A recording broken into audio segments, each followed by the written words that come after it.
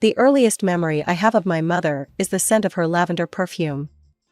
I was 4 years old when she died, but that fragrance still haunts me, especially on quiet nights when I'm alone in my room, trying to piece together the fragments of our brief time together. My name is Chloe, and this is the story of how I lost 2 families and found myself. I don't remember much from the weeks after Mom died. Most of my time was spent at my grandparents' house, a cozy 2-story home that would later play a crucial role in my life. Grandma Martha and Grandpa Joe tried their best to shield me from the pain, keeping me occupied with cookies and stories while Dad handled the funeral arrangements. 1 year passed in a blur of transitions between Dad's house and my grandparents'. I didn't realize it then, but looking back, I can see how Dad was gradually pulling away, spending less time with me and more time elsewhere. I'd hear snippets of adult worry, words like too soon and moving on, but I was too young to understand their significance. I was 5 when Dad brought home the news that would change everything. I remember sitting on our worn living room couch, my small legs barely reaching the edge, when he walked in with a woman I'd seen a few times before. She had long brown hair and a kind smile that didn't quite reach her eyes. "Chloe, honey," Dad said, his voice carrying a forced cheerfulness that even my young mind detected, "this is Linda. We got married last weekend, and she's going to be your new mom." I stared at Linda's stomach, which showed a noticeable bump under her flowered dress. Dad followed my gaze and added, "And you're going to have a baby sister soon. Isn't that exciting?" The word exciting hung in the air like a lead balloon. Linda stepped forward, her hands clasped in front of her. "I know this is a lot to take in, Chloe. But I promise we'll make it work." I remember nodding, not because I agreed, but because it seemed like the thing to do. I retreated to my room that night and pulled out the only photo I had of my mom showing her holding me as a baby, both of us laughing at something off camera. I touched her face gently, trying to remember the sound of her laugh. It was strange watching Dad transform into a different person. The man who used to spend weekends taking me to the park now spent his time painting the nursery and attending birthing classes with Linda. I tried not to mind, really, I did. After all, Linda wasn't unkind to me. She'd drive me to school in her blue Honda, ask about my day, and make sure I had everything I needed. But there was always something temporary about her attention, like she was babysitting rather than parenting. I'd catch her absent-mindedly rubbing her growing belly while I told her about my day at school, her eyes glazed with thoughts of her own baby. "Linda, can we get ice cream?" I asked one afternoon after school. "Not today, sweetie. I need to rest, the baby's been kicking all day," she replied, heading straight for the couch. It became a common response, "Not today, maybe later, another time." Then Emma arrived. I remember the day Dad brought them home from the hospital. He was carrying this tiny bundle wrapped in a pink blanket, his face glowing with a pride I'd never seen before, not even in the photos of him holding me as a baby. "Chloe, meet your baby sister, Emma," he announced, his voice soft with wonder. I stood on my tiptoes to peek at the red-faced infant. "Hi, Emma," I whispered, trying to sound like the responsible big sister I was supposed to be. That's when everything changed. Suddenly, there were new rules in the house, all revolving around Emma. "Chloe, please don't run in the house, Emma's sleeping." "Chloe, can you help fold these clothes while I feed Emma?" "Not so loud, honey. You'll upset your sister." I became a shadow in my own home, tiptoeing around, trying to make myself smaller, quieter, less noticeable. My responsibilities grew while my privileges shrank. I learned to clean bottles, fold tiny clothes, and tidy up toys that weren't mine. One day, I came home from school to find Dad and Linda cooing over Emma, who was playing with a brand new tablet designed for babies. "Look how smart she is," Linda exclaimed as Emma randomly hit the screen. "She's going to be a genius." I glanced down at my worn-out sneakers, remembering how Dad had said we couldn't afford new ones this month. But here was Emma, barely able to walk, with the latest educational gadgets scattered around her. The pattern continued. Emma got designer clothes from the mall while I got hand-me-downs from our cousins. She had a room full of the latest toys while I still treasured the stuffed bear my mom had given me, now missing an eye and patched in several places. It wasn't that they were cruel. They remembered to feed me, clothe me, send me to school.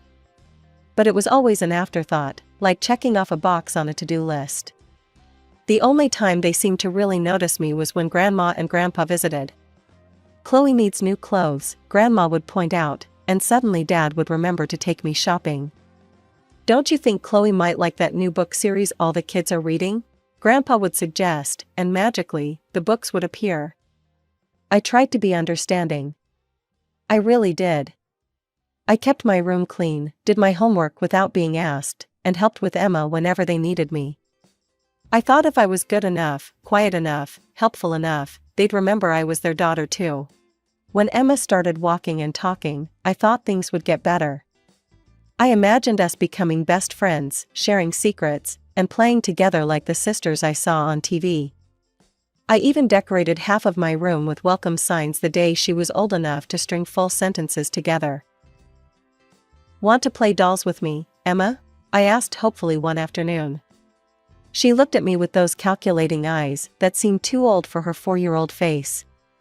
"No, I want your dollhouse." "But that's mine. Grandma gave it to me for Christmas," I protested. Emma's response was to march straight to Dad and Linda, her face scrunching up in that familiar way that meant trouble for me. "Daddy, Chloe won't share her toys with me," she wailed, tears appearing on command. "Chloe," Dad's voice boomed from the kitchen. "Stop being selfish and let your sister play with your toys." That was just the beginning. Soon, Emma figured out she could take anything of mine she wanted. My art supplies, my books, even my clothes, nothing was off limits. When I tried to get them back, it always ended the same way. "Mom, Chloe's being mean again." "John, tell your daughter to stop bothering Emma." But the toy snatching was just the warm-up. Emma developed a talent for setting traps that would get me in trouble. Like the time she deliberately spilled juice on her new dress and told our parents I'd pushed her. Or when she broke her tablet and claimed I'd done it out of jealousy. Each time, I'd try to defend myself. "That's not what happened. She's lying." And each time, Dad would shake his head disapprovingly. "Stop trying to get attention, Chloe. Go to your room." My only refuge was at my grandparents' house. They saw through Emma's act and weren't afraid to say so. "John," Grandpa would say to Dad during Sunday dinners, his voice firm but tired, "you need to treat your daughters equally." "We do treat them equally," Linda would snap back. "But Chloe is just difficult. Always causing problems, always fighting with Emma. While Emma is such a sweet, well-behaved child."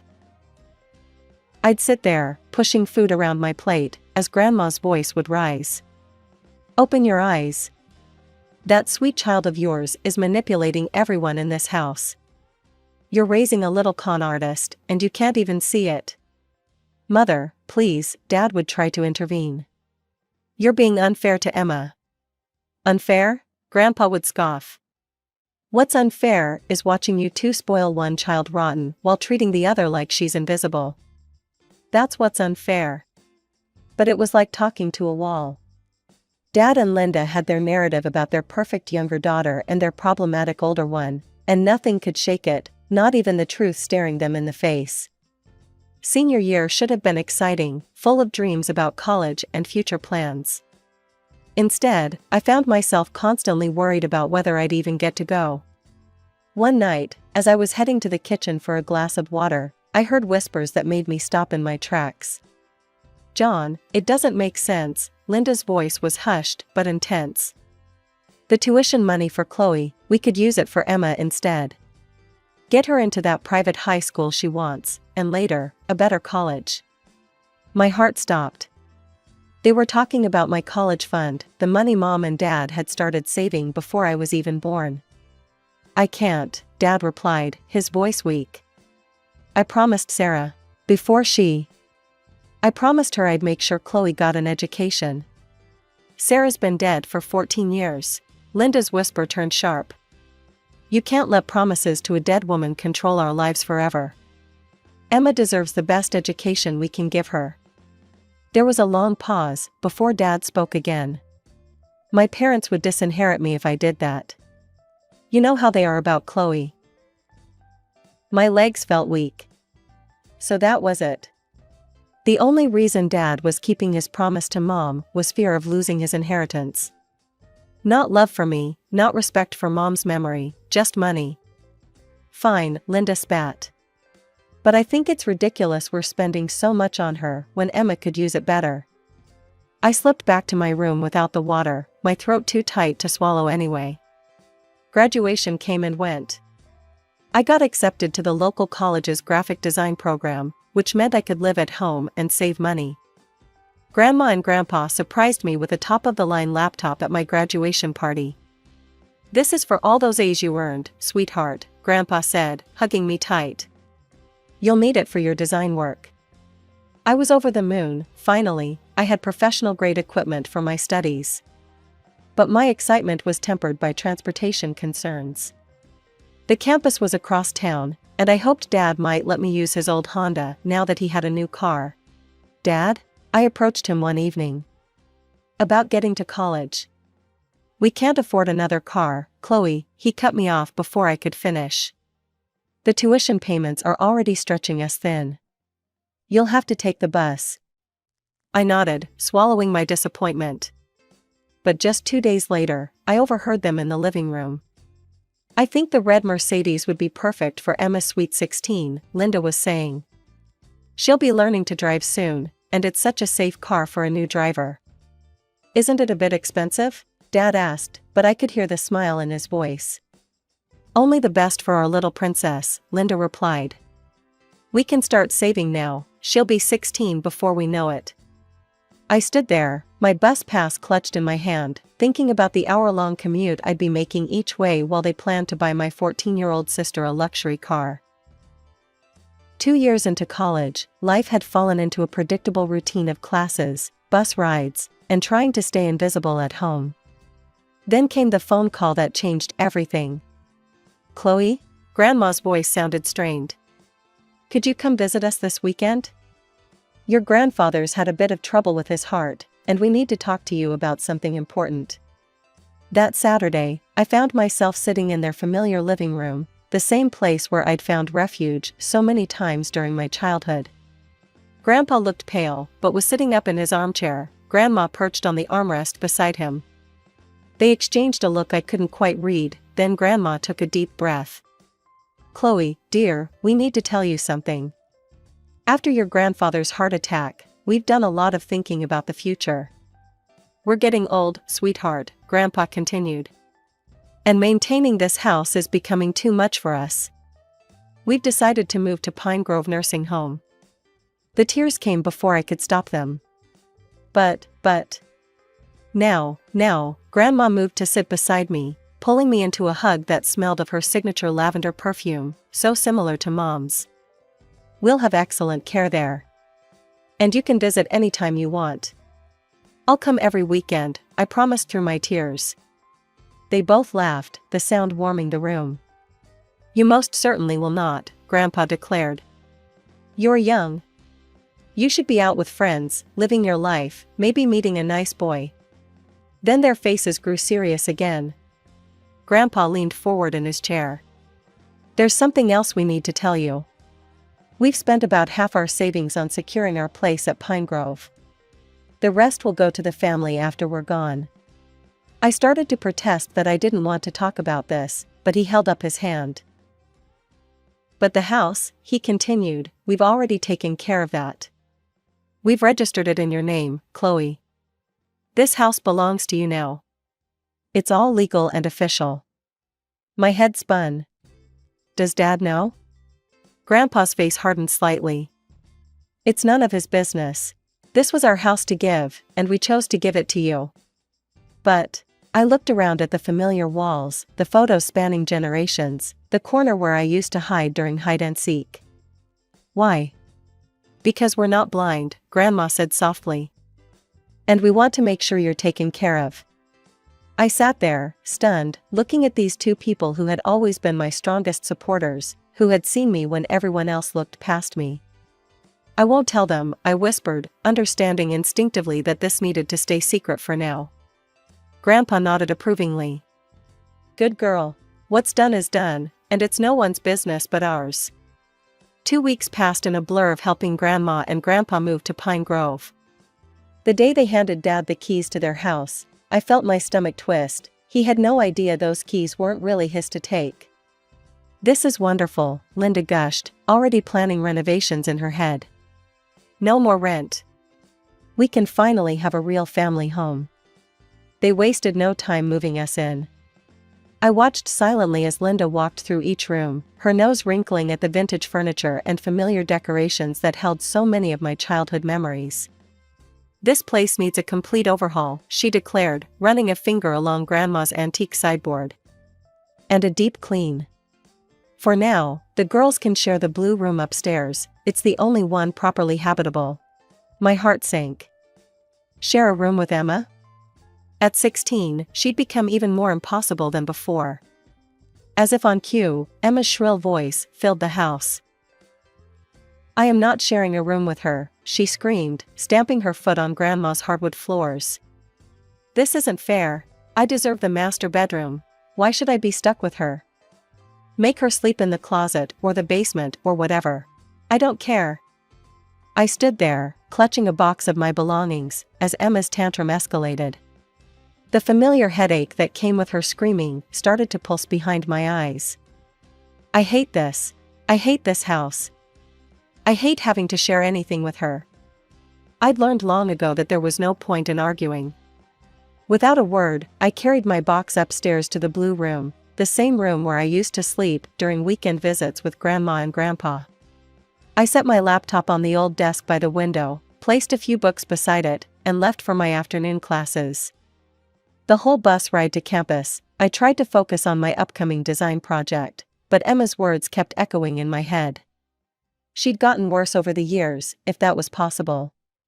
More entitled, more cruel, more calculating. When I returned that evening, the house was quiet. Dad and Linda's voices drifted up from the kitchen, but there was no sign of Emma. I climbed the stairs to our shared room, my footsteps silent on the carpet runner Grandma had installed years ago. The moment I opened the door, my world stopped. My laptop, my beautiful graduation gift from Grandma and Grandpa, my lifeline for my design work, lay shattered on the floor. The screen was cracked beyond repair, the case bent and broken. Emma sat on her bed, a satisfied smirk playing on her lips as she watched my face crumple. "What did you do?" My voice came out as a whisper, then rose to a shout. "What did you do?" "Oops," she said, examining her perfectly manicured nails. "Accidents happen. But go ahead, try telling them. We both know who they'll believe." She leaned forward, her voice dropping to a whisper. "I did it on purpose, and there's nothing you can do about it." Something inside me snapped. All the years of being pushed aside, ignored, gaslight, it all came rushing up like a tidal wave. Before I knew what I was doing, I lunged at Emma, my vision blurred with tears of rage. "You spoiled, entitled little brat," I screamed, grabbing her shoulders. She shrieked, not her usual calculated cry for attention, but a genuine sound of surprise. We tumbled onto the floor, years of pent-up frustration finally exploding. "Help! She's crazy! Help!" Emma screamed, while I kept shouting about all the times she'd destroyed my things, lied about me, made my life miserable. Dad and Linda burst into the room, Dad pulling me off Emma, while Linda rushed to cradle her precious daughter. "Look!" I pointed at my shattered laptop, my voice breaking. "Look what she did. Grandma and Grandpa's graduation gift, she destroyed it on purpose." She admitted it. Emma's face transformed instantly, tears streaming down her cheeks as she clutched Linda. "It was an accident. I just bumped into the desk, I didn't mean to." And then she attacked me like a wild animal. "You evil, horrible girl," Linda shrieked at me, her face contorted with rage. "How dare you attack my daughter? John, I want her out of this house. Now. She's dangerous." I turned to Dad, desperately hoping he'd finally see through Emma's act. But his face was hard, closed off. "Pack your things," he said coldly. "And get out." The words hit me like physical blows. "Why?" I whispered, then found my voice. "Why do you always choose them? What happened to the dad who used to love me? Who promised Mom he'd take care of me?" His face reddened with anger. "Don't you dare bring your mother into this. You want to know the truth? You've been nothing but a burden since she died. A constant reminder of a past I wanted to forget. Linda and Emma are my real family now. You're just excess baggage we've been carrying around. You have 1 hour to leave my house." As he turned to leave, Emma's smug voice piped up. "I can finally have this room all to myself. I'm thinking pink walls, maybe a crystal chandelier." Linda joined in, already planning the renovation. "We'll get you new furniture, sweetheart. Make the space truly yours." Something shifted inside me at that moment. A lifetime of being pushed aside, of swallowing my words, of trying to be smaller, it all fell away. I stood up straighter, my voice clear and strong. "Actually, this isn't your house to renovate." They all turned to stare at me. "What are you talking about?" Linda snapped. With steady hands, I reached into my purse and pulled out the property documents Grandpa had given me. "This house belongs to me. Grandma and Grandpa transferred ownership to me before they moved to Pine Grove. If anyone's leaving, it's you three." The silence that followed was deafening.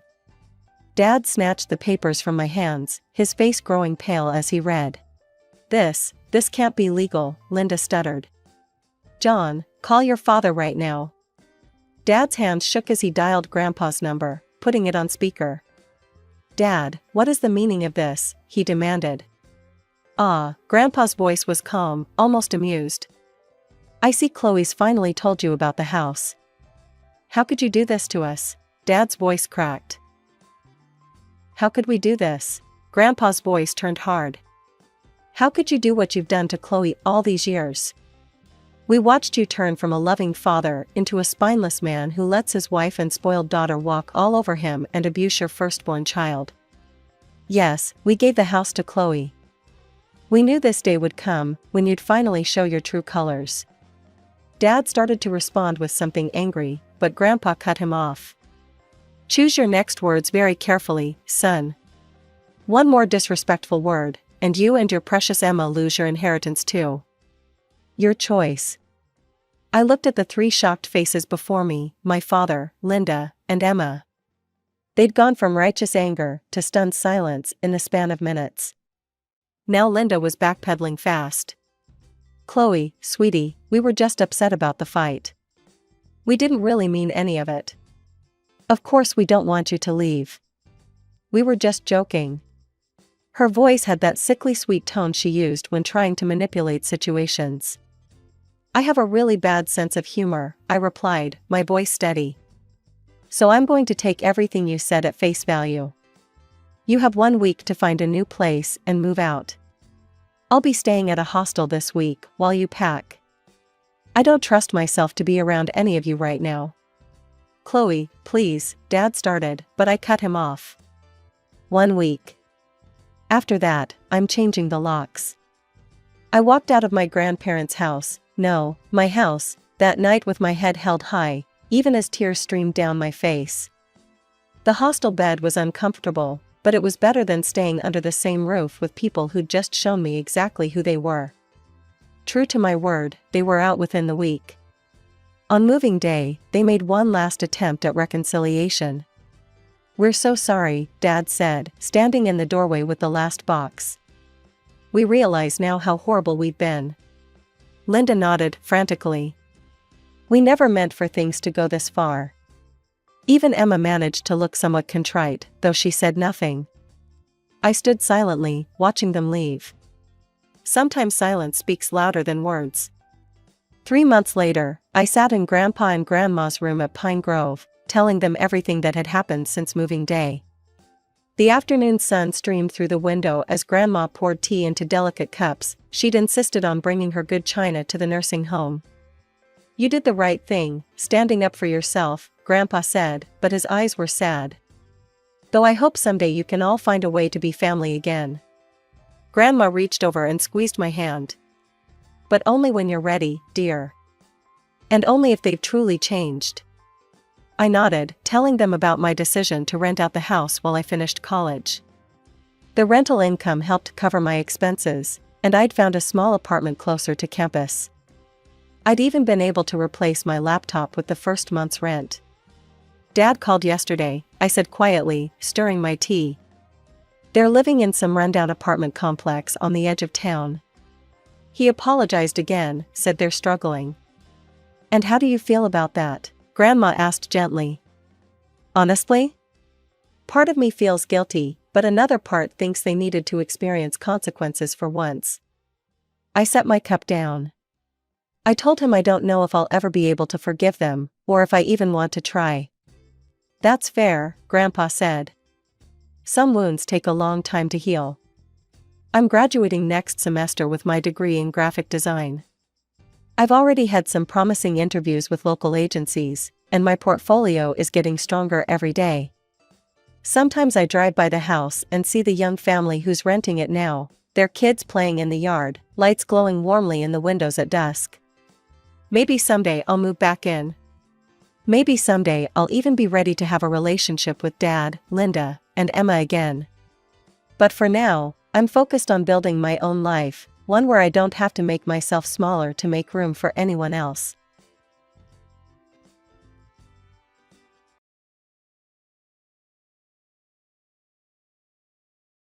Hi, I'm John. I greeted as the autumn sun filtered through the towering oaks, casting dappled shadows across our sprawling family estate. The air buzzed with the lively chatter of relatives, and the warm breeze carried the mouth-watering aroma of roasting meat and freshly baked pie. It was the day of our annual family reunion. Beside me stood my wife, Anna, radiant and heavily pregnant, mingling gracefully with the crowd as we welcomed cousins, uncles, and aunts arriving in waves. Honey, isn't it wonderful to have everyone here? Anna squeezed my hand, her eyes scanning the crowd. It is, I replied with a smile, but stick close. You know how Mom can be. I whispered, nodding toward my mother, Helen, as she navigated through the crowd with sharp eyes, always assessing. As the day wore on, the initial small talk gave way to deeper conversations. My ever-cheerful sister-in-law, Julia, joined us by the edge of the garden, her presence offering a welcome buffer against Mom's increasingly watchful gaze. So John, that new case you're working on sounds intense, huh? Julia's attempt to steer the conversation elsewhere was transparent but appreciated. Yeah, it's complex, I replied with a laugh. But nothing compared to managing family dynamics. As my gaze drifted back to Mom, standing with a group of my aunts, her sharp eyes occasionally flickered in our direction. Anna noticed too, her expression tightening. I wish she'd just come out and say what's on her mind, Anna muttered. This silent judgment is exhausting. She thinks she knows what's best, I sighed, though the truth weighed heavy on me. The sun began to sink lower as everyone gathered around the long table set up on the lawn for dinner. The clinking of silverware mixed with the murmur of conversation, and glasses were raised in toasts. It was picturesque, almost perfect, until Mom sat directly across from us. John, I hope you've been making time for Anna, despite your busy schedule, Helen remarked, her voice carrying an edge that caused a few nearby relatives to pause mid-bite. Mom, Anna's doing great, I assured her, placing my hand over Anna's. Yes, Helen, I'm quite capable of taking care of myself. But thank you for your concern, Anna responded, her tone polite yet firm. Helen's lips tightened, her fork hovering in midair. Well, with the baby coming, you can't be too careful. I was just reading an article the other day about how important it is for expectant mothers to avoid stress. Really, Helen, I'm fine, Anna replied, her voice calm but resolute. John's been wonderful, and Julia has been such a great help. Julia, catching the cue, chimed in with a bright smile.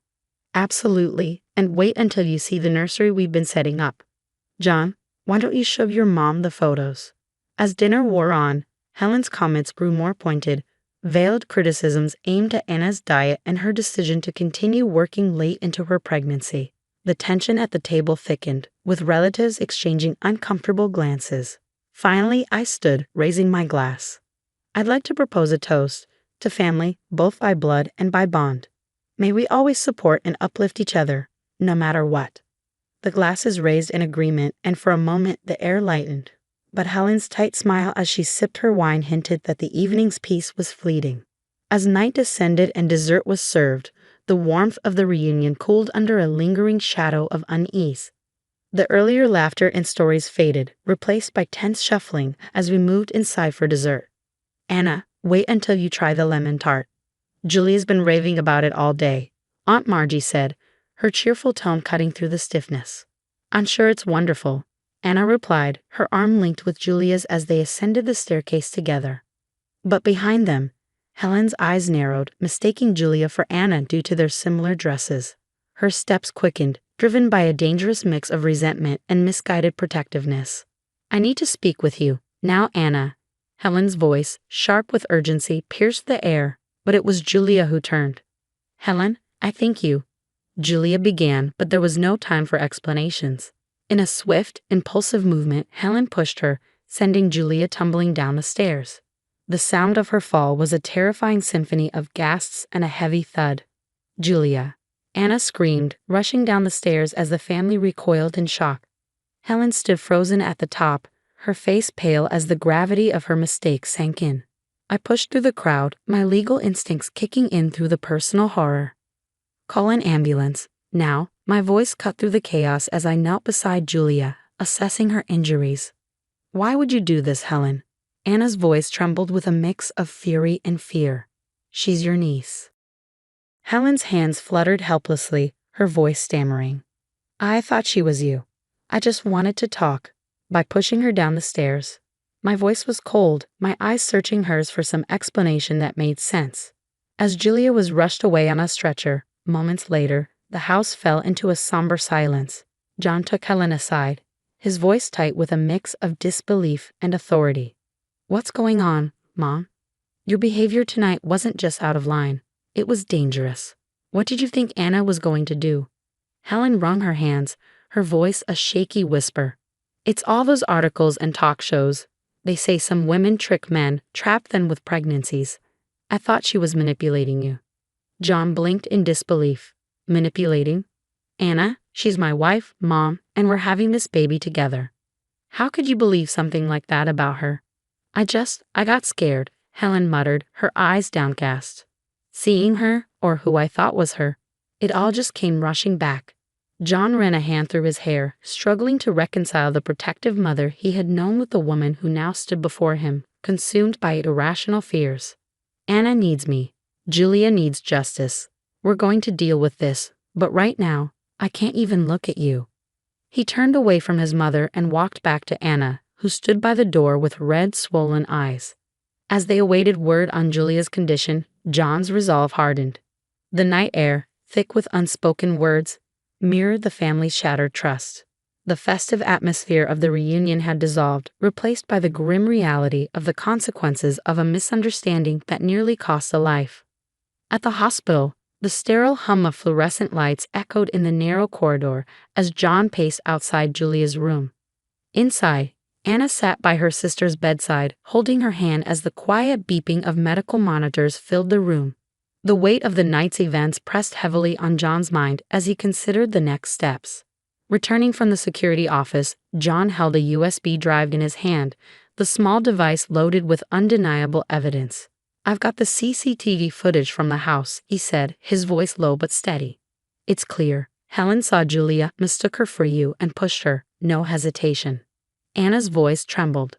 Why would she do this, John? It doesn't make any sense. It was deliberate, Anna, he replied. She really thought she was pushing you. It's twisted, but it's right there, in black and white. Just then, Dr. Simmons entered the room, his expression serious.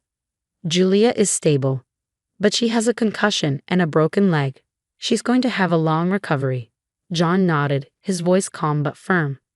Thank you, doctor. Can we have a moment? The doctor exited the room quietly, leaving them alone. John turned to Anna. There's something you need to see. It's not easy, but I think you should know how far this went. Together, they watched the footage on John's laptop, the grainy black and white images revealing the horrifying truth of Julia's fall. Anna gasped, her hand flying to her mouth as tears welled up in her eyes. Oh God, John, she really thought she was pushing me. John took her hand, his voice steady but filled with conviction. I've been thinking, we can't let this go. Julia deserves justice, and we need to protect you and our baby. Anna looked up at him, her voice shaking. What are you saying? I'm saying that my mother needs to face the consequences. I'm going to press charges. But she's your mother, John. Can we really go through with this? John's gaze was firm.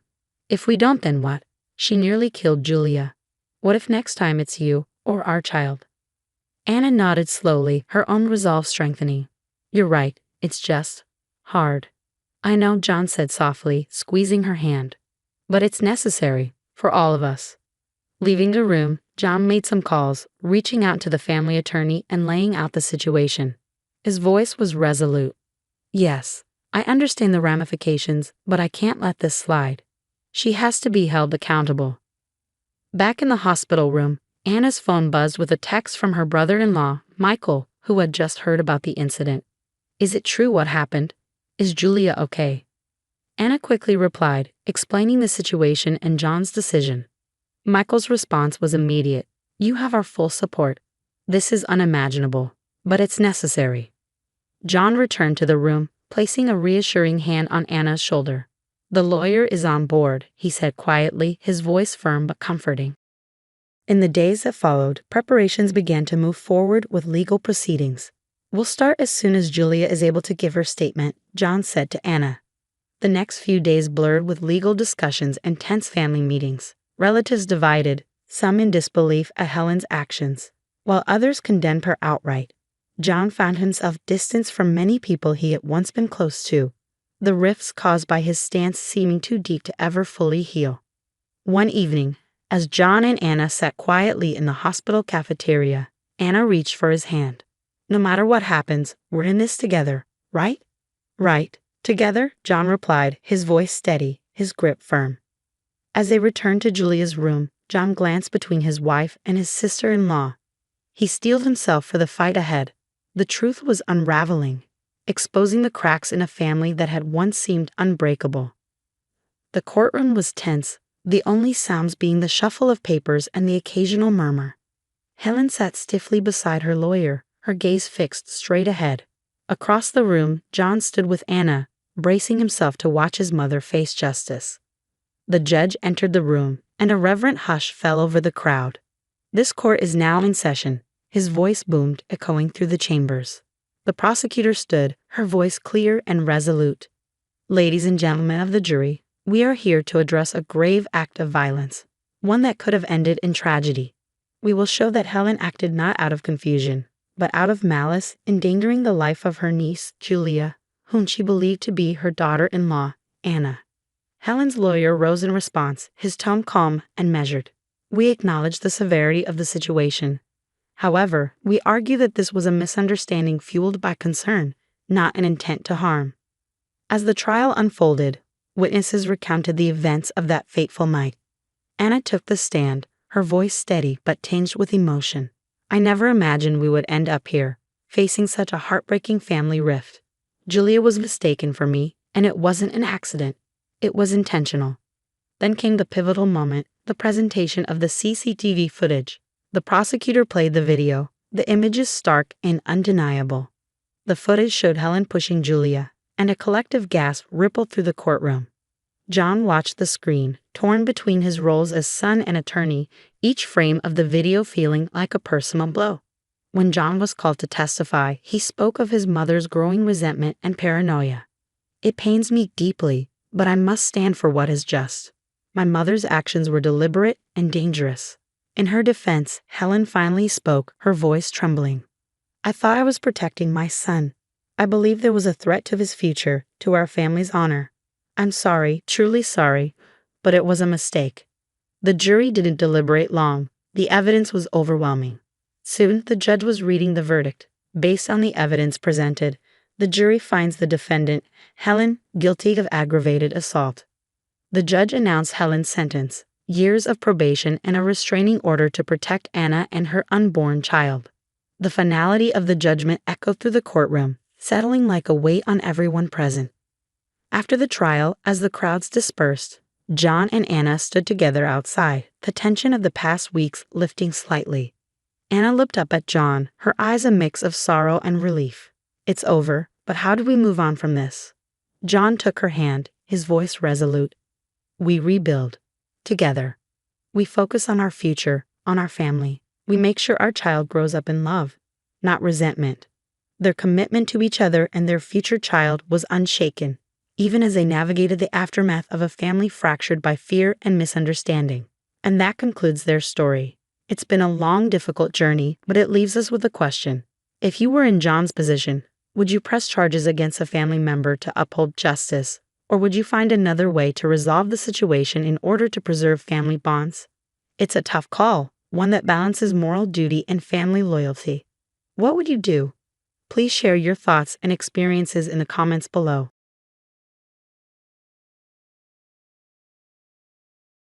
Hey there, I'm Linda.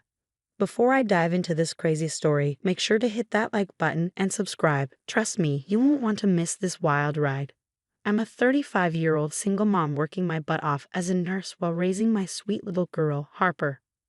We live in a quiet suburb that looks like something out of a Hallmark movie, but trust me, appearances can be deceiving. Harper, sweetie, have you seen my scrubs? I called out as I rummaged through a pile of laundry. They're in the dryer, Mommy.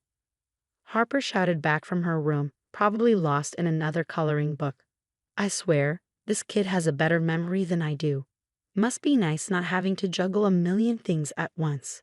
I've got this sister, Emma, who's been my rock ever since Harper's dad decided fatherhood wasn't his style and bailed. Emma's always there to help out when my shifts run late. Hey sis, any chance you can watch Harper tonight? Got stuck with a double, I asked, the phone wedged between my ear and shoulder as I folded laundry. Of course, Linda, you know I love having my little niece over, Emma replied, her voice warm. Then there's Mark, Emma's husband. At first, I thought he was a stand-up guy, always offering to help out. But lately, something's been off. I can't put my finger on it, but my nurse's intuition is tingling. Thanks for dinner, Mark. You really didn't have to, I said one evening as he dropped off a casserole. No problem, Linda. What's family for, right? Mark responded with a smile that didn't quite reach his eyes. And don't get me started on their twins, Jake and Zoe, 6 years old and already acting like they own the world. Last time they were over, Harper's favorite doll mysteriously lost all its hair. Barbie needed a haircut, Mommy, Harper explained tearfully. I swear those kids are going to be a handful when they hit their teens. How about a barbecue this weekend? I suggested during our weekly sister catch-up call. At that park Harper loves with the big playground. Sounds perfect, Emma exclaimed. I'll bring the salads, you handle the grill. Deal, I agreed, already picturing Harper's excited face when I told her. As I hung up with Emma, Harper bounced into the room, pigtails flying. Mommy, can we go to the park tomorrow? Pretty please. I scooped her up, grinning. Even better, sweetie. We're having a big family barbecue there this weekend. Harper's eyes lit up like it was Christmas morning. Really? With Aunt Emma and Uncle Mark and everybody? You bet, I said, pushing down that nagging feeling about Mark. It was probably nothing, right? Just family being family. The day of the barbecue started off perfect, sun shining, burgers sizzling, and Harper's laughter ringing out from the swings. I was chatting with Emma, one eye always on my little girl. So how's work been? Emma asked, sipping her lemonade. Crazy as usual, but hey, that's the ER for you, I replied, flipping a burger. That's when Mark finally showed up, Jake and Zoe in tow. Those two made a beeline for the swings like they were on a mission. Uncle Mark, watch me swing high, Harper called out, all smiles. I saw Mark approach the swings, his face unreadable. Time to share, Harper, he said, his voice oddly flat. Sweet kid that she is, Harper nodded. Okay, just one more minute, please. What happened next still plays in slow motion in my mind. Mark's hand shot out, shoving Harper hard.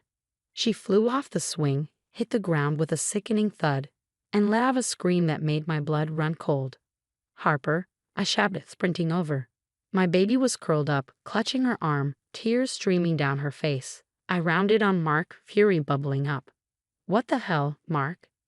He held up his hands, all innocence. Whoa, calm down, Linda. She must have let go by accident. I saw you push her, I spat, cradling Harper. Emma rushed over, looking torn. Mark, what happened? It was an accident, he insisted, but his eyes were shifty. Meanwhile, Jake and Zoe had already claimed the swings, laughing like nothing had happened. My arm hurts, Mommy, Harper whimpered, and my heart shattered. We're going to the hospital, I announced, scooping her up. Emma touched my arm. Linda, I'm sure Mark didn't mean. I jerked away. Not now, Emma. I need to take care of my daughter. As I carried Harper to the car, I heard Mark behind me. Come on, it's not that bad. Kids fall all the time. I whirled around, Harper still in my arms. Stay the hell away from us, Mark. I mean it. The drive to the ER was a blur of Harper's soft cries and my own racing thoughts. How could Mark do this? How could he hurt my baby girl? In the waiting room, Harper curled up in my lap, sniffling. Why did Uncle Mark push me, Mommy? I stroked her hair, fighting back tears. I don't know, baby, but I promise he won't ever hurt you again. My phone buzzed with texts from Emma.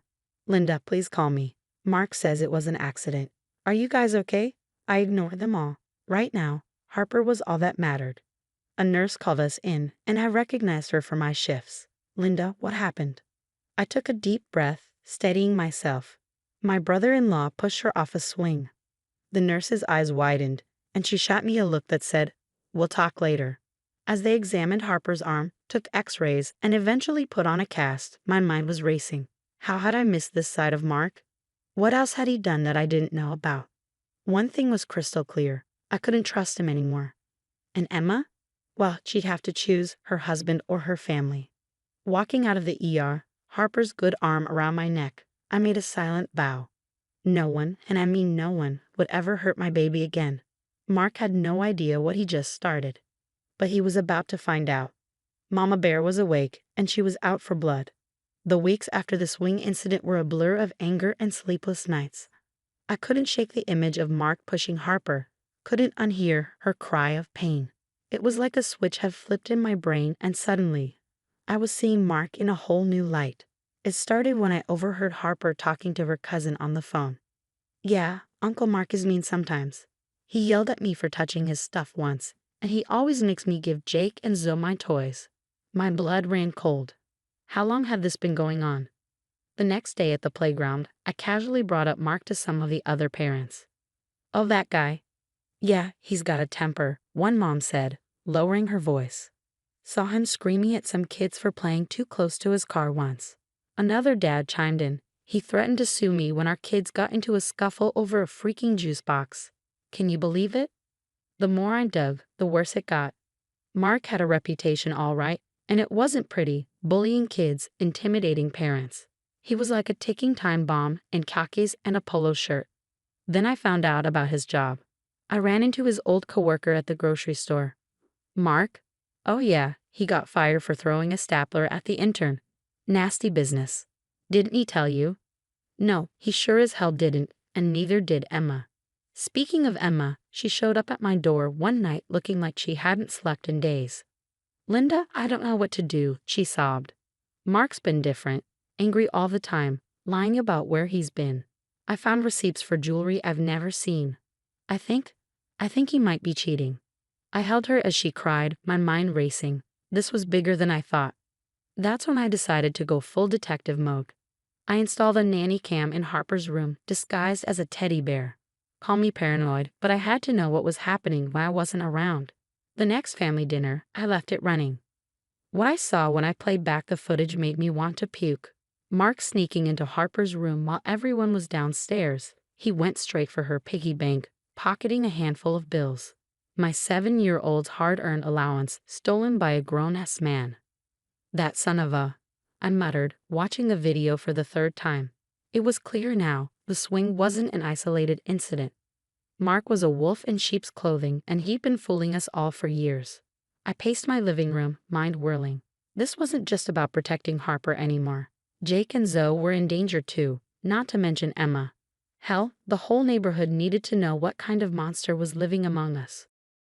But Mark was smart, careful. He'd deny everything, maybe even try to turn it all back on me. I needed proof, something so damning he couldn't wiggle his way out of it. That's when it hit me, the family reunion next month. Everyone would be there, the perfect stage for Mark's grand unmasking. I grabbed my phone, fingers flying over the keys as I started making plans. Hidden cameras, strategic conversations, maybe even a few planted situations to trigger Mark's temper. "You messed with the wrong mama bear, Mark," I muttered, a grim smile spreading across my face. It was time to show everyone who he really was. As I worked late into the night, plotting Mark's downfall, one thought kept me going. No one hurts my family and gets away with it. No one. The day of the family reunion arrived, and let me tell you, I was wound tighter than a clock spring. Weeks of planning were all coming down to this. I'd set up hidden cameras all over the park, disguised as everything from birdhouses to fake rocks. The playground was wired like a reality TV set. I'd invited every parent and kid who'd ever had a run-in with Mark, promising them the chance to see justice served. They were scattered around, playing their parts perfectly. Emma arrived with Mark and the twins, looking stressed. I gave her a reassuring nod. She knew something was up, but not the details. Plausible deniability and all that. "Great turnout, Linda," Mark said, eyeing the crowd. "Didn't realize we had such a big family." "Oh, you'd be surprised who's considered family these days," I replied, sweet as poison. The trap was set, now to spring it. First, I had little Timmy, whose bike Mark had once run over, accidentally spilled juice on Mark's shoes. "You little brat," Mark snarled, grabbing Timmy's arm. "Do you know how much these cost?" I saw phones coming out, people pretending to take selfies while actually recording. Next came Mrs. Johnson, whose dog Mark had threatened to have put down for barking. She let her poodle off the leash, and it made a beeline for Mark's leg. "Get this mutt away from me," Mark yelled, trying to kick the dog.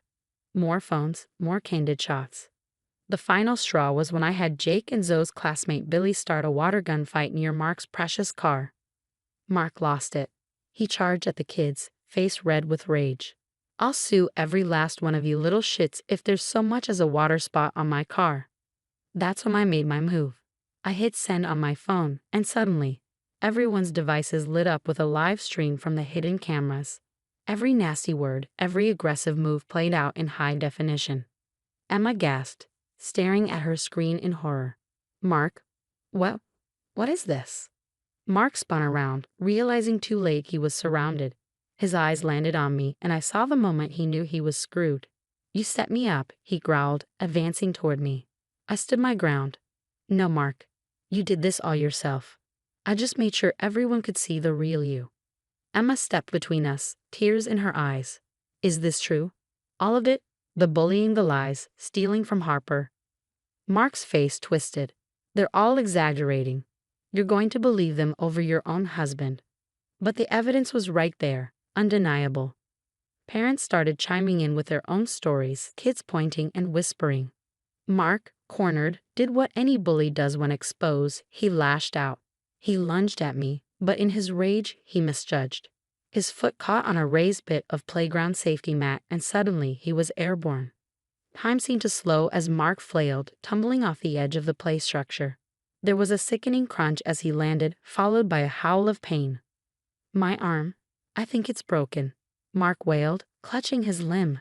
The irony wasn't lost on anyone. Same park, same injury he caused Harper. "Karma's a bitch, isn't it?" As we waited for the ambulance, Emma knelt beside me, her face a mix of grief and resolve. "I'm so sorry, Linda. I should have seen it sooner." I squeezed her hand. "We both should have. But it's over now." Harper tugged at my sleeve, her eyes wide. "Is Uncle Mark going away, Mommy?" I scooped her up, holding her close. "Yeah, baby, he's going away for a long time." Looking around at the community united against Mark's bullying, at Emma's tear-stained but determined face, at Harper safe in my arms, I felt a weight lift. It was over. We were safe. As the ambulance pulled away, Mark's curses fading into the distance, I turned to the gathered crowd. "So who's up for some barbecue? I'd say we've got a lot to celebrate." "The story's over, folks. Now I've got a question for you. If you were Emma, would you have stood by Mark after seeing his true colors? Or would you have sided with your sister, Linda, immediately? Think about family loyalty versus doing what's right. Drop your thoughts in the comments below.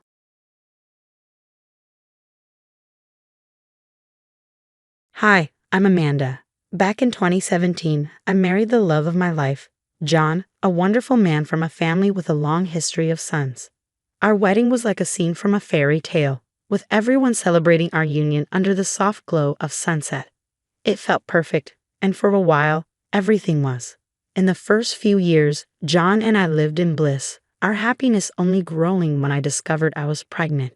We're going to have a baby, John, I remember telling him, and the sparkle in his eyes as he lifted me into a joyful embrace is something I'll never forget. I hope it's a girl, he whispered, someone as beautiful and kind as her mother. The joy of our growing family was slightly overshadowed by John's mother, Linda. At first, her constant presence and advice seemed like enthusiasm, albeit overwhelming. But things changed when we revealed our baby's gender, a girl. A girl, huh? Linda mused during one family dinner. Are you sure, Amanda? John comes from a long line of boys. It's unusual, isn't it? I tried to laugh it off, replying, I guess we're just breaking tradition this time. As my pregnancy progressed, so did Linda's intrusions. She began showing up unannounced, filling our home with unwelcome comments and old wives' tales about ensuring the next baby would be a boy. It's important to keep a family lineage, Amanda. Maybe you should consult a specialist for the next one, she'd say, her words tinged with irritation. Despite this, I kept my cool. We're just happy to have a healthy baby, Linda, I'd reply. But when we revealed that our second child was also going to be a girl, Linda's demeanor changed from subtly intrusive to openly hostile. Another girl? This can't be right. Are you sure John is the father? Her sharp tone and scrutinizing gaze made my heart pound with anger and disbelief. Linda, that's a horrible thing to say, I exclaimed, but before I could say more, John stepped in, his voice firm. Mom, you're out of line. Amanda is my wife, and I trust her completely. But John, Linda persisted, her tone accusatory. You know the importance of having a boy. Are you sure she's being faithful? Seeing the hurt in John's eyes, I realized this wasn't just about tradition. It was about trust, respect, and family. A family that Linda seemed determined to tear apart with her baseless accusations. The breaking point came during a routine visit when I was 8 months pregnant with our second daughter. Linda's attitude had been frosty since our announcement, but I never imagined it would escalate to physical violence. Why do you insist on shaming our family, Amanda? Why can't you give John a son? Her voice was cold, her eyes filled with something dark and angry. Linda, I'm not giving anyone anything. These are our children, and they are perfect, I said, my voice steady despite the fear rising within me. Suddenly, Linda lashed out, slapping me across the face. The shock of the impact left me reeling, and before I could process what had happened, she kicked me, sending a sharp pain through my belly. John, I cried out, and in an instant he was by my side, shielding me from his mother. Get out, Mom. Now, John's voice thundered through the room as Linda stormed out. The room spun around me as the reality of her actions sank in. She was willing to harm me, to harm her own grandchild. But in that moment, John's unwavering support was my anchor. We knew things had to change. We had to protect our family, no matter what. And that was just the beginning. After John ushered his mother out, the door slammed shut with a finality that echoed through our once peaceful home. We were alone, the silence heavy between us. Are you okay? Did she hurt you with a baby? John asked, his voice trembling with concern. I touched my belly, still in shock, and nursed my cheek with my other hand. I think we're okay. We can't let this go, Amanda. I never thought she'd go this far, he said, guilt etched into his features. I reached for his hand, squeezing it tightly. It's not your fault, John. We couldn't have known she'd do something like this. John began pacing, running his hands through his hair. I'm calling the police. She can't just attack you and think it's okay because she's family. The decision felt heavy, like crossing an invisible line that would forever change the dynamics of our family. But as John dialed the number, his resolve was clear. Protecting our family was his top priority. Hello, yes, I need to report an assault. It's my mother. She attacked my pregnant wife, he said to the dispatcher. As he spoke, my thoughts raced. How had it come to this? Family gatherings that once felt like celebrations now loomed like threats. After hanging up, John sat beside me, his face pale. They're sending someone to take your statement. We're going to make sure she answers for this. The doorbell rang sooner than expected. 2 officers stood at our doorstep, their expressions a mix of professionalism and concern. "Mrs. Amanda, can you tell us what happened?" one of the officers asked, taking notes as I recounted the incident, his brow furrowed with each detail. "And you're sure you want to press charges?" he asked, the question heavy with implication. Without hesitation, I nodded. "Yes. It's not just about me, it's about our children's safety." The officers assured us they would handle everything and advised us to seek a restraining order. After they left, the reality of our situation sank in. "We need to think about moving," John suggested. "Somewhere she doesn't know, where we can start fresh." I considered his words. "Maybe you're right, but let's focus on getting through this first, for our daughters." That night, as we lay in bed, the events of the day replayed in my mind. The fear, the betrayal, but most of all, John's unwavering support. It reinforced something vital: our commitment to each other and our family. In the days that followed, we consulted with a lawyer, strengthening our case against Linda. The community's reaction was mixed. Some whispered about family disputes gone too far, while others offered quiet support. Through it all, John and I held on to each other, our bond stronger than ever. We knew we would overcome this, not just survive it. But through it all, we emerged stronger, a united front against any storm. As the court date approached, our resolve only hardened, ready to close this painful chapter and protect the peaceful future we envisioned for our family. "Are we doing the right thing, Amanda?" John's voice was fraught with worry. "Pressing charges against my own mother." "She hurt us, John, and she could have hurt our girls," I replied, the weight of the situation pressing on me. "We need to protect our family." "But the backlash, what if people don't understand? They'll think we're tearing the family apart," he said, his concern evident. I reached for his hand, squeezing it gently. "Some might, but we know the truth. We're not tearing anything apart. We're holding our family together." "As your attorney, I'll need every detail about what happened," Mr. Thompson said as he opened his notepad. "The more specific, the better for building a strong case." We recounted everything from Linda's initial subtle shifts in behavior to her violent outburst. Mr. Thompson listened intently, his pen never stopping. "This is a serious case of domestic assault," he finally said. "Given that Amanda is pregnant, the charges are even more severe." "What about the community? This is going to become public," I asked, a knot of anxiety tightening in my stomach. "People will talk, yes," Mr. Thompson replied, "but your primary concern should be your safety and legal protection." In the weeks that followed, the reality of our situation sank in. Word of the incident spread through our small town, and reactions were mixed. While some neighbors offered sympathetic smiles and understanding nods, others whispered behind closed doors, their gazes judgmental. One afternoon, while picking up groceries, I overheard a couple whispering, "Can you believe she pressed charges against her own mother-in-law over a family argument?" One person said. "It's not just an argument, she was attacked." Another voice defended me. Feeling a surge of emotions, I hurried out of the store, the bags heavy in my hands. At home, John and I discussed our next steps. "Maybe moving isn't such a bad idea," he mused. "A new start could be good for us." "But this is our home, John. Should we really have to leave because of what she did?" I asked, conflicted. "We'll make that decision together," he'd assured me, pulling me into a hug. "Whatever we decide, we'll do it as a family." As the court date drew closer, the strain was palpable. We attended counseling to deal with the stress and fear, each session slowly stitching back the fabric of our family's peace. "We're doing the right thing," I whispered to John one night as we lay quietly in bed. "For our daughters, for us, for our family." After the tumult of the court proceedings, where Linda was handed a sentence that mandated therapy and community service, the quiet in our home felt like a balm. John and I spent long evenings discussing our plans, determined to turn over a new leaf for the sake of our daughters. "Let's repaint the nursery," John suggested one evening, a spark of renewal in his eyes. "Something bright and cheerful." I smiled, warmed by his initiative. "Yellow maybe, bright like the sun." As we painted together, the strokes covering old memories, our girls played at our feet, their laughter a sweet sound amidst the swish of brushes. It was during these simple moments that healing seemed most tangible, the past slowly receding like a bad dream. Yet, recovery wasn't just about fixing up our home.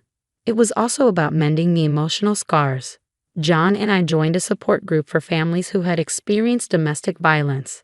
Every session, we sat in a circle, sharing our stories and listening to others, finding strength in shared experiences. It's not easy, I confessed during one session, the group's attentive faces encouraging me to open up. Some days I feel like we're moving forward. Other times, it's like we're stuck. A woman across from me, her name was Marilyn, nodded understandingly. Healing isn't linear, but look at how far you've come, supporting each other through everything. Her words struck a chord. She was right. Despite everything, John and I had each other's backs, stronger together than we'd ever been. Outside the support group, our friends played a crucial role. Rachel and Mike, a couple we'd known for years, frequently checked in, offering to babysit or just bringing over dinner. Their presence was a constant reminder of the good in our lives. "Thank you for being here," I said, grateful for their support. "Hey, what are friends for?" Rachel replied, her smile reassuring. "You do the same for us." Their support was invaluable, but finding peace within myself became just as crucial. I started journaling, pouring my thoughts and fears onto paper. It was a private release, a way to sort through my emotions and come to terms with our new reality. John noticed the change. "You seem more at peace," he observed one night as we settled down after a long day. "I'm getting there," I admitted. Writing helps, talking helps, but knowing we're moving forward together helps the most. As the months passed, the sharp edges of our trauma softened. We celebrated small victories, like our eldest taking her first steps and John's successful completion of a major project at work. Life wasn't just about surviving anymore. It was about thriving, about building the safe, loving environment we had always envisioned for our daughters. "Here's to new beginnings," John toasted one night, glasses clinking in the soft light of our renovated kitchen. "To us," I added, "and to a future filled with love and peace." As we embraced, surrounded by the tangible results of our resilience, I knew we were on the right path. Our journey wasn't over, but each step took us further from the shadows of the past and closer to the light of our own making. One crisp autumn evening, as we watched the girls play in the leaf-strewn yard, John wrapped an arm around my shoulders. "Can you believe how fast they're growing?" he asked. I leaned into him, watching our daughters. "It's amazing. They're so happy, John. We did that. We made this peace for them." Our journey hadn't been easy. The scars from Linda's betrayal lingered, but they no longer defined us. Instead, they served as stark reminders of our resilience and the depths of our commitment to each other and our children. "We've made a lot of tough decisions," I said. "Cutting ties with Linda was one of the hardest, but I know it was the right one." John nodded, his gaze thoughtful. "It was necessary for our safety and sanity. It's just unfortunate it had to come to that with my own mother. But we're here now, and that's what matters." We watched as Sophie helped Ella up after a gentle tumble, both laughing amidst the autumn colors. That night, after we tucked the girls into bed, John and I sat on the porch, a pot of tea steaming between us. We talked about the future, about the possibilities that lay ahead, new projects, potential trips, and watching our girls grow up into the strong, joyful individuals they were becoming. "Our family, our rules, our happiness," John declared, raising his cup in a quiet toast. "To new beginnings and to a life built on love, respect, and above all, peace."